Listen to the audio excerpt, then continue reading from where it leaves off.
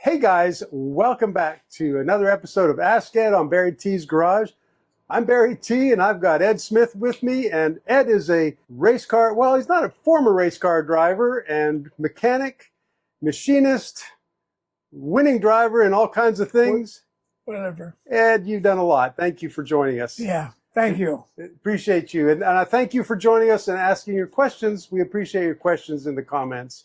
So I'm going to get right to it, Ed. Okay, good morning. And this one might be, you might defer this, and we'll see what you do, but comes up a lot. People ask, this is from a guy named Gary. He says, could you ask Ed what he thinks about the thinner engine oils these days? We don't have much choice. Yeah? We really don't have much choice. And we have to separate ourselves of older people and the new people, the new group of people. And you raise up the hood, I don't even know what's under the hood. I don't know if the motor's in the front or the back. Right. And the worst thing about it, in that whole situation, and I kind of see some, I don't know where I stand. I drive a new car. Yeah. My truck's almost brand new. I don't even know what's under the hood. Right. I give it to the boys over here to change the oil and filter, keep the tires up and stuff. But you get in your car nowadays, these women, men, I'm going to blame it on the women because they're not here. You get in the car, back out of the garage, or the carport, or space, the apartment, go down the end of the block, turn on the freeway, and they're going 75, 80 miles an hour in about 3 minutes. Yeah. Car ain't even warm. Right. We used to start up, back it up, pull the choke out, warm it up, shove the choke in, get the temperature up, put it in gear, back out. It was about 15 or 20 minutes to get out on the street. Right. Very different. And the motor's all warmed up. Now, with the thin oil, they have to have the thin oil. I see. Yeah. It wouldn't even lubricate. That motor wouldn't last at all. Right.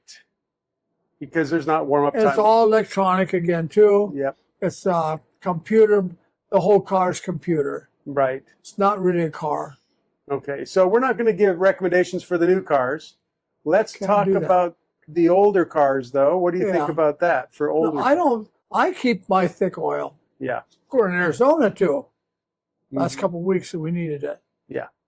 I like 30-weight oil. Okay. And I don't necessarily do 10W30, things like this, but I like my 30-weight oil. I always have, probably until I have a reason not to like it. All right. With the thin oil and thick oil, today's new cars, you have to have the thin oil. Right. Okay. It really is. Okay. And there ain't nothing to go down the road 80 miles an hour, and so it goes right by you. Yeah. They're going, every day they go to work, they must drive 90 miles an hour to work every day. Yeah. Yeah. It's crazy. Yeah. But I get on the freeway, I look down, I'm with the traffic, I'm going 80. mm-hmm. Well, my car, too, we've talked a little bit about that. My dad's car, 50 Buick, liked a certain speed.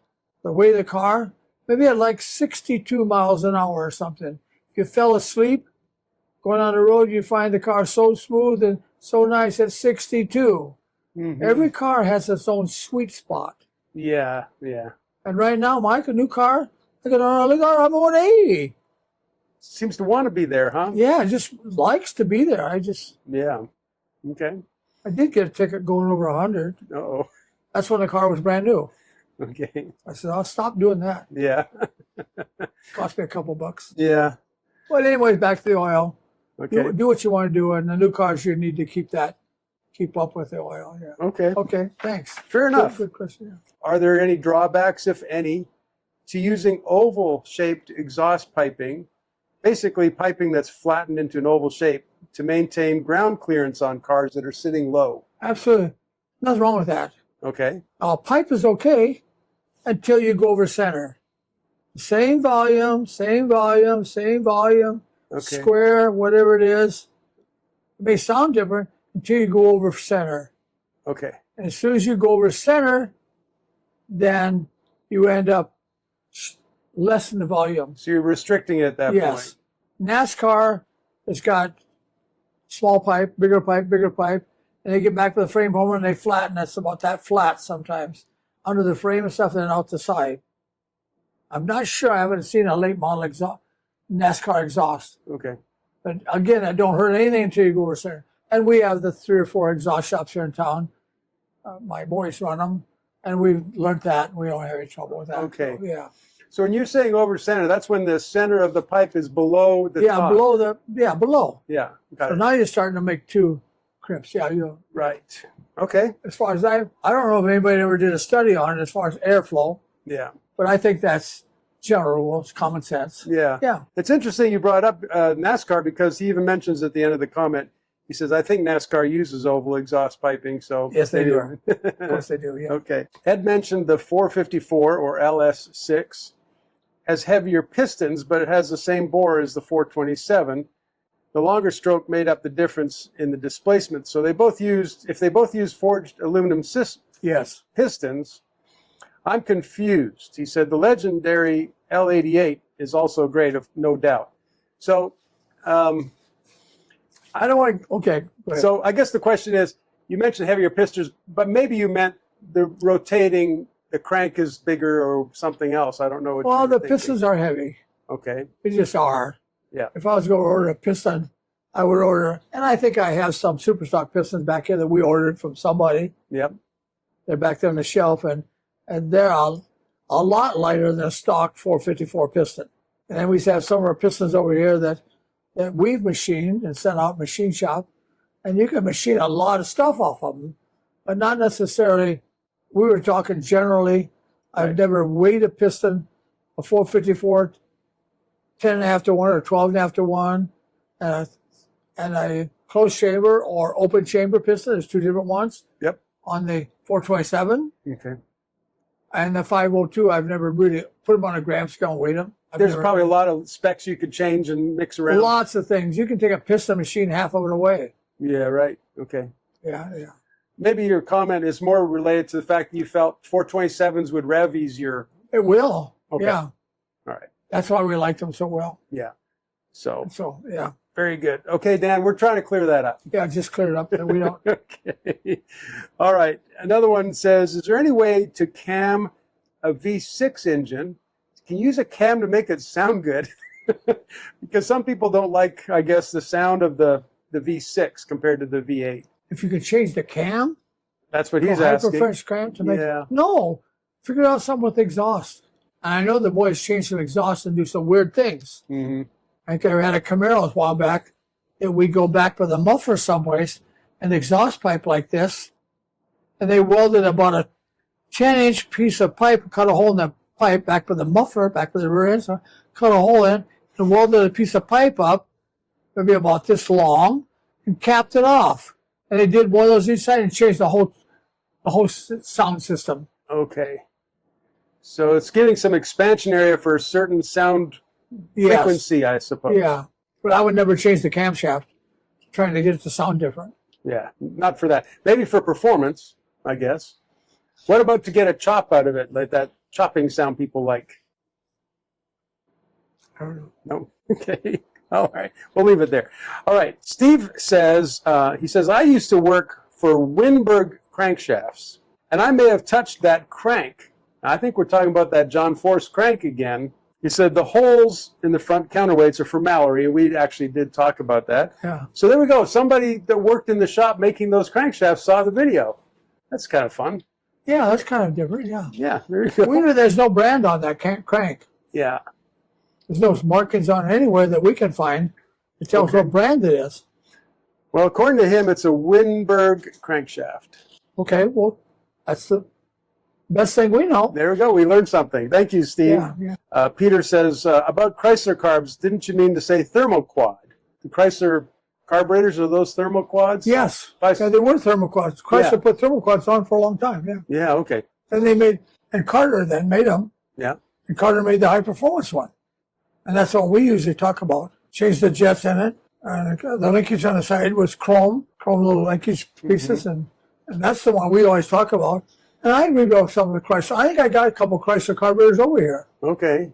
Now, do you find the Chrysler carburetor or the Carter, is that easier to work on than the Chrysler Thermo-Quad? Well, Chrysler Thermo-Quad had a lot of stuff on it, like smog things and automatic choke and choke return and all kinds of that stuff. The other one didn't have on it. Okay.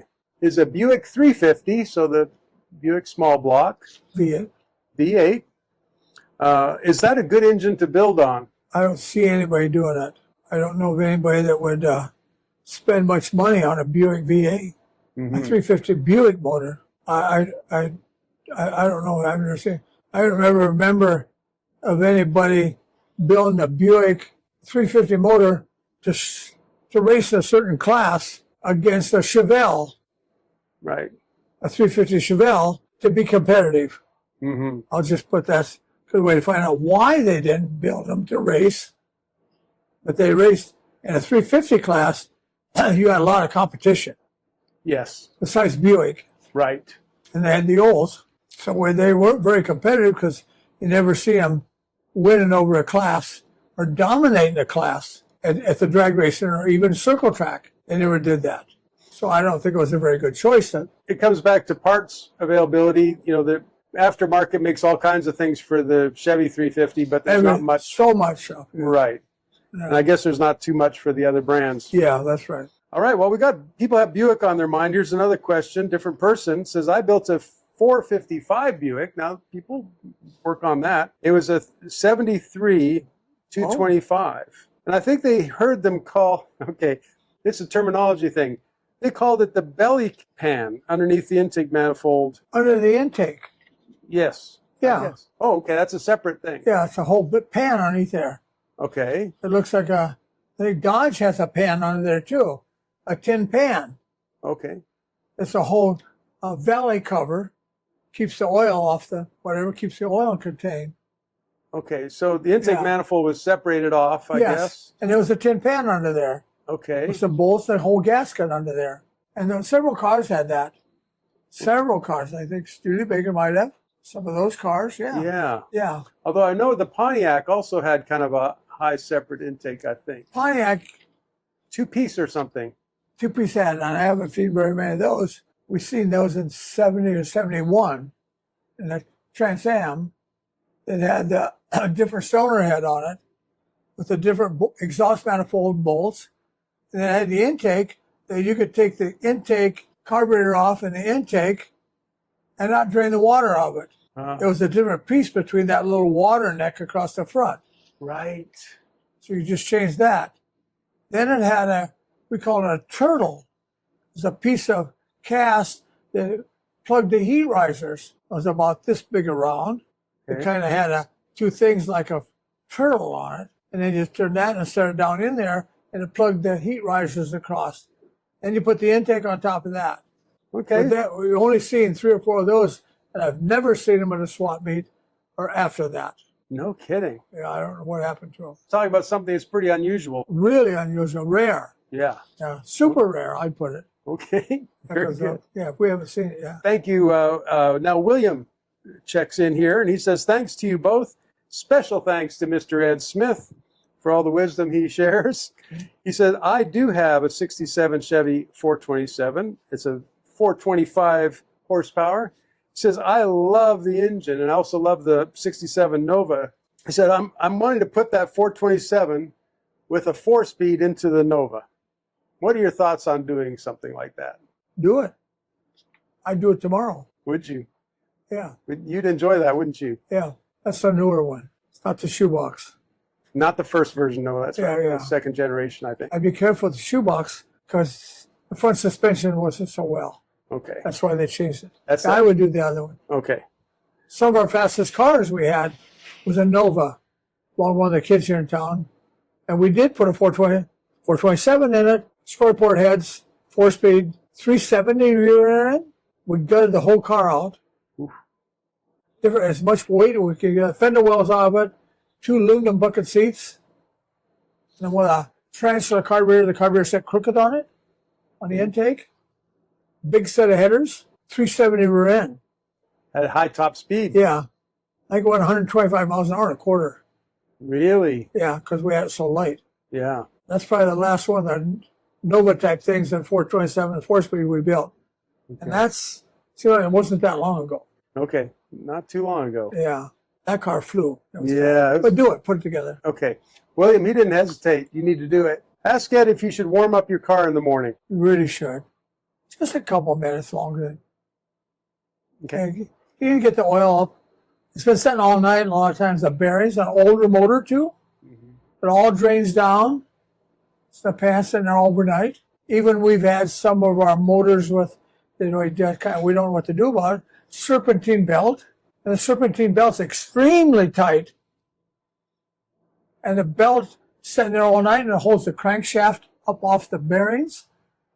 And they run dry. Oh. Then it's set a couple days, and a little bit more, start up and it'd go clunk, clunk, clunk a couple times and then go away. Oh. They wouldn't do that until you let the set come time, but the belt was way too tight. On the newer cars now, we're talking. Yeah. Okay. Yeah.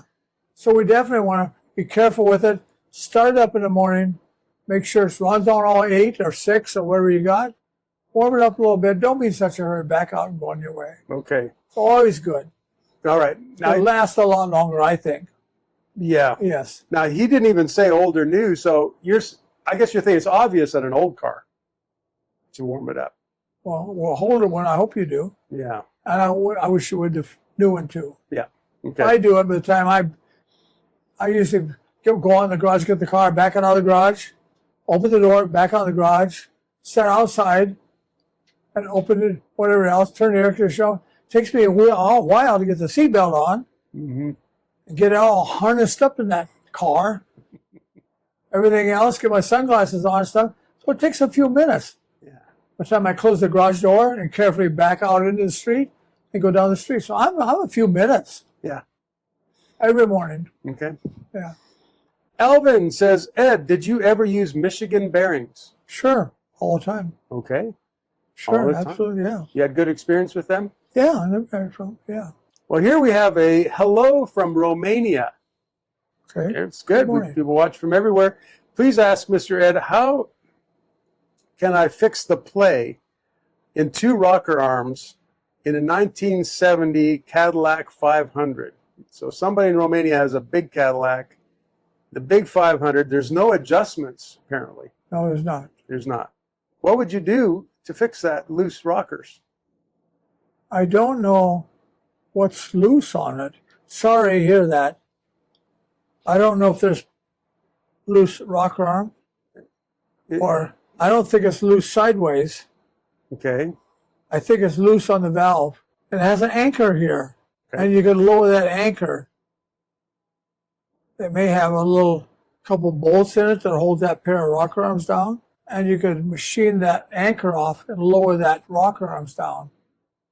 I hope it's not the valves wearing out on the cam, Okay. So because it wears the valves out, then you end up getting play in the rocker arm. there's not enough. There's too much clearance on the end of the valve. Play. Yeah. So there's an anchor here, and if you can lower that anchor a little bit, that's going to take that play out of there. Customer brought us the motor the other day, and we all got together and looked at it and kept the parts. We took a 302 Ford, That's okay. and we took it completely apart, and we knew right away there was a problem. I don't know how many miles on it. I don't know idea. 8 lifters were brand new, Okay. and the other 8 were wore off almost a quarter of an inch. Whoa. And the cam looked extremely new over the whole thing. Even the one that were wore out, the cam looked fairly nice. You can see it had some wear. But 8 of those lifters were wore almost 100 thousandths. Were they all on one side on one bank? One was one kind of lifter, and the other was the other kind. Really? 2 brands. So now we get people that watch my videos or other mechanics. What do you think of that? 2 brands of lifters, and the brand of the lifter was brand new. Wow. And the other ones wore off, all of them were off over 100 thousandths, and the cam didn't look that bad. So they were just So I'd like to have more information for our own good, but 2 different kind of, 2 different brands of lifters. And we're talking about all the time, oh, I use this kind of lifter, I use that kind, I never had any trouble. I use this, I never had any trouble with nothing else. So here's, and one motor. But you don't know which brand was the good one and which brand was No. bad? Yeah. I think Grant knows what brand they are. Okay. All I'm right. not going to say which one is wore out, which one is good. Right now, we need to do some more.